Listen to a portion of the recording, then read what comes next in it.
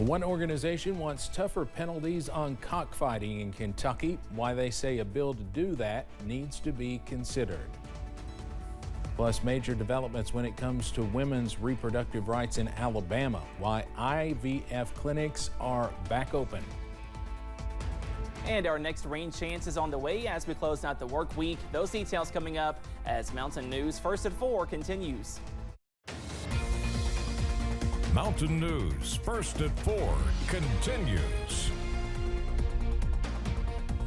A group of agencies in Pike County is working to shine a light on domestic violence by providing a place for people to turn. WYMT's Buddy Forbes has more.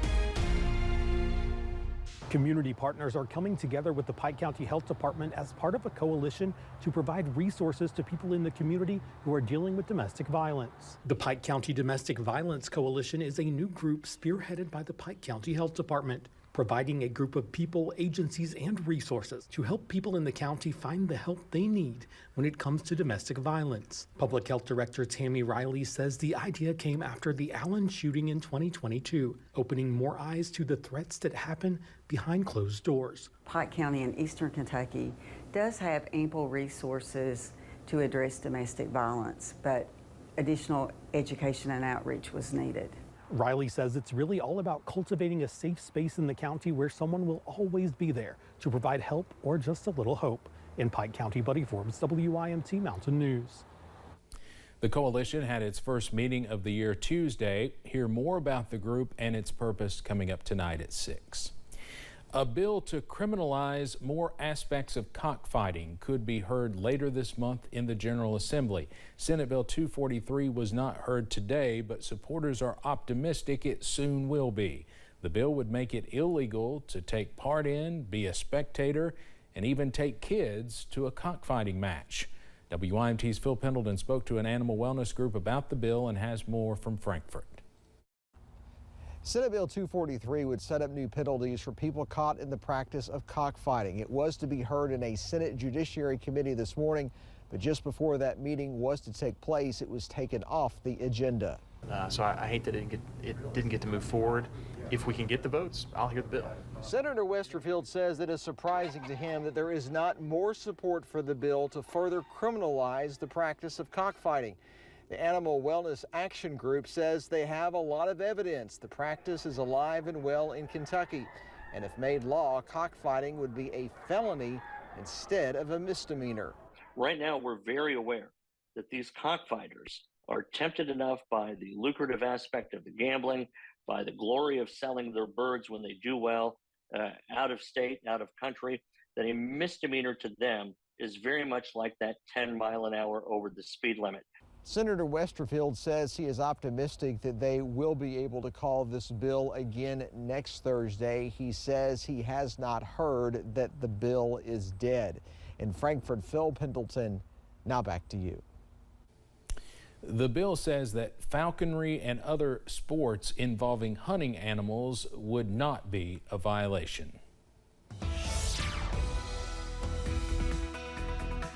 We are tracking some more gloomy weather on this Thursday. Plenty of cloud cover, also some near average temperatures. Let's take a live look across the mountains from Buffalo Mountain to the WYMT studios, also in Moorhead, Pikeville to the London Corbin Airport. We are just cloudy and gloomy on this Thursday, and those current readings are close to average. We should be in the middle 50s, most of us in the middle to lower 50s and a few lower 60s in some areas, up to 65 in Middlesboro, 55 in London, 57 for Manchester, and 53 over in Jackson for Breathitt County at this hour. Up on the radar, we are dry but cloudy, and more dry weather is on the way as we go into this evening. But notice as we zoom out, we are tracking that next rainmaker, producing some showers and storms over Oklahoma, Arkansas, pushing into Missouri, also Kansas, and that weather system is pushing into our direction. The good news, no severe weather, no 24/7 rain, but those off and on showers are likely once again tomorrow, also to kick off this weekend. Once that system passes, though, high pressure is the big story for Sunday, also for most of next week.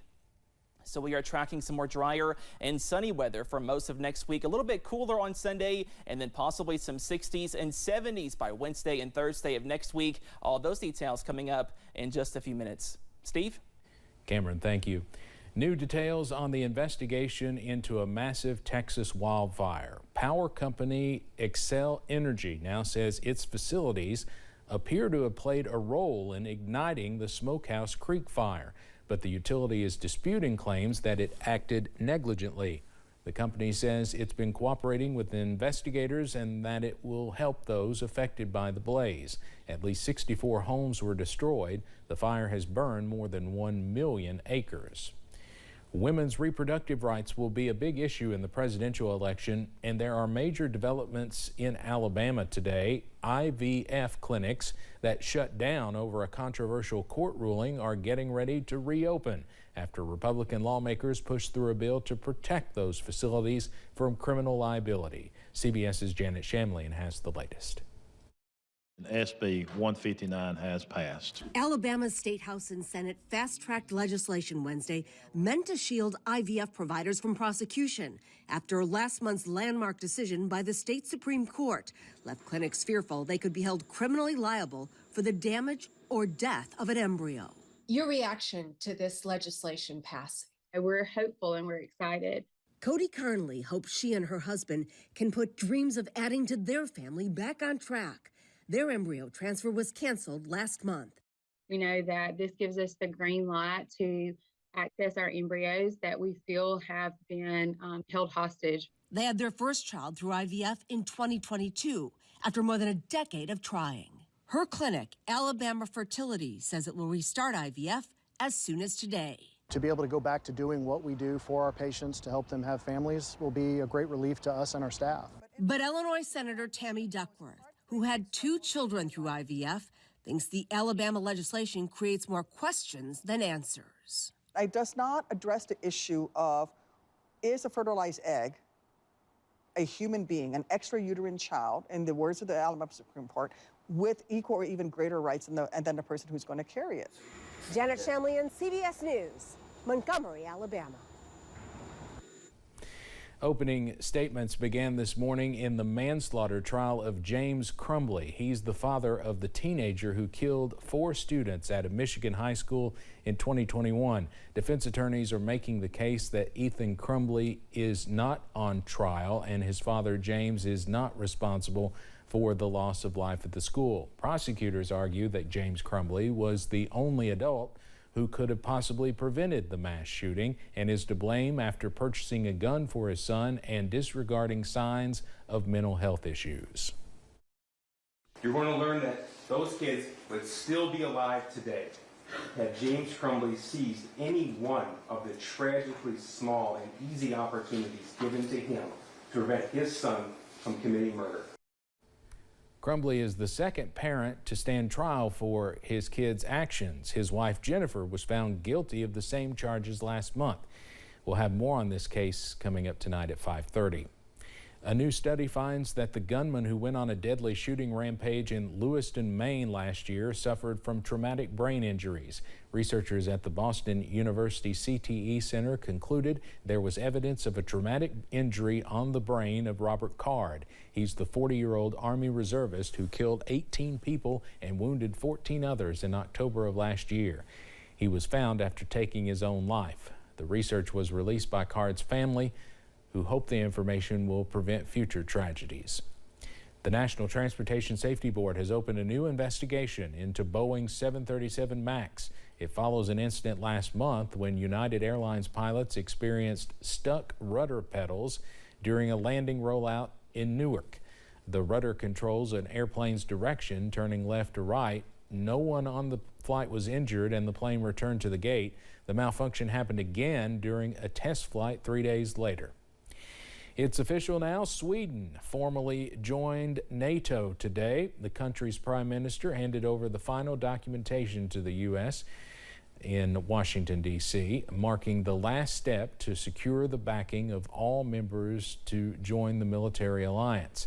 For NATO, the addition of Sweden and Finland, which shares a border with Russia, are the most significant additions in decades. Sweden, like Finland, which joined NATO last year, changed its stance following Russia's invasion of Ukraine. For me, it's safer because we are a neighbor of Russia. Finland between, but we need it. Definitely we need it.